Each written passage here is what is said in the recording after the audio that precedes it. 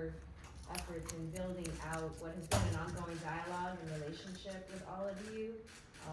She's done a terrific job, and I'm really, really great. We're really grateful. I also, you know what? I'm glad that I wasn't here because I got to listen in to a lot of this, and you see how incredibly lucky we are as a Commonwealth with our Lieutenant Governor and Kim Driscoll, who she knows so much about so many things, right? And so we're so, so lucky, and I feel very, very lucky to work alongside her. It's also very important, to your point, it's one thing for she and I to get up and talk to you all. It's very important that the people who we entrust to lead, to set policy, to drive outcomes, are in direct dialogue with all of you and the communities that we're counting on you to communicate with, and also that you represent and bring back to us. And so I am grateful to Kiami and Eric and Juan and Deco for their contributions today. I think we probably should do more of this. And I think the suggestion about having people at the ready to be out there in the style that Phil has been, we'll do that. I hope you take from this though, that there is a real genuine commitment. It is ongoing work. It is ongoing work to make sure that we do what we said we want to do and, you know, get the results that we want. Today we talked a lot about economic development, employment, housing, education. These are needs that all residents of the state are confronted with right now. I think it's important too that we recognize there are certain ways in which these things present differently to communities of color. And you know, we've got more opportunities there.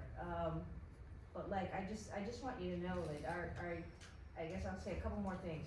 One is, I'm struck by, we have more people in this room than we did when we did this a while ago.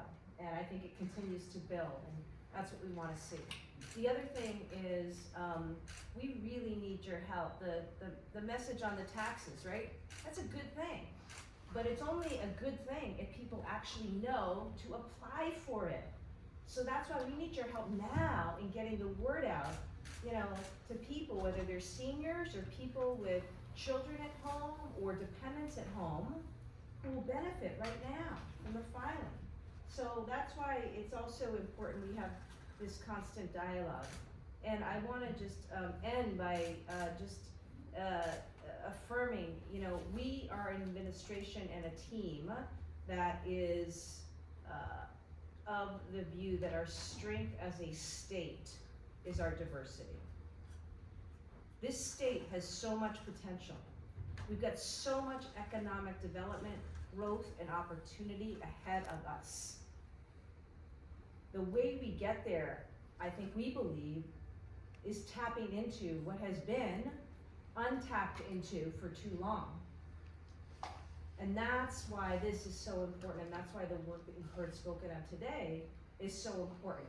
Selfishly, okay, to us, it's gonna make for better economic success and opportunity for our whole state. And in a time when, you know, nationally, there seems to be unfortunate hatred and vitriol and divisiveness and efforts to exploit fears and sensationalize things in ways that are just not helpful and really take us backwards from so much of the progress that has been made, more work to do.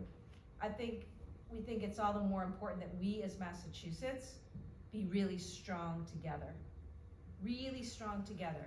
Government, working with business, working with community, working with the media, working with nonprofits.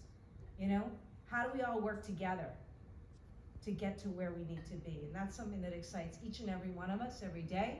We continue to look to you all, in some sense as spokespeople for your communities, to make sure that we're hitting on the right issues, and you'll hold us accountable. But I am incredibly optimistic about our state.